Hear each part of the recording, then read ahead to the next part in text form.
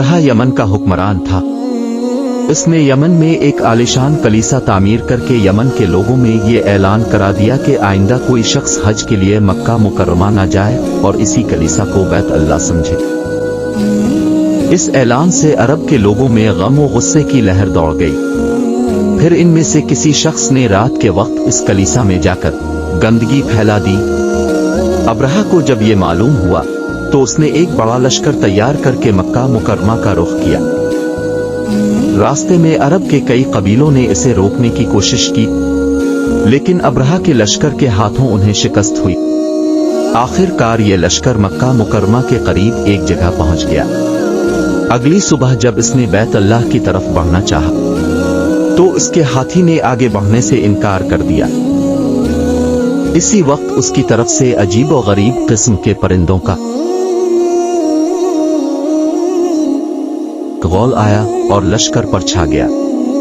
हर परिंदे की चोंच में 3-3 कंकर थे, जो उन्होंने लश्कर के लोगों पर बरसाने शुरू कर दिए। उन कंकरों ने लश्कर के लोगों के जिस्मों को चीर कर रख दिया। ये अजाब देखकर सारे हाथी भाग खड़े हुए। लश्कर के सिपाहियों में से कुछ वही हलाक हो गए और कुछ जो भाग निकले वो रास्ते में मर गए।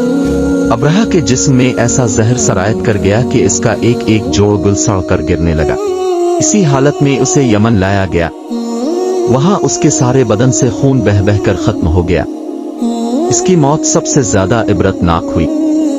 इसके 2 हाथीबान मक्का मुकरमा में रह गए थे, जो अपाहज और अंधे हो गए।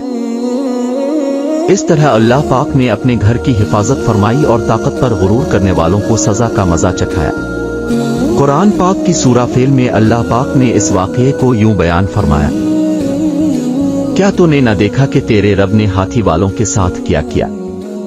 क्या उनके मक्र को बेकार नहीं कर दिया और उन पर परिंदों के झुंड भेज दिए, जो उन्हें मिट्टी और पत्थर की कंकरियां मार रहे थे, बस उन्हें केई हुए भूसे की तरह कर दिया। आयत ता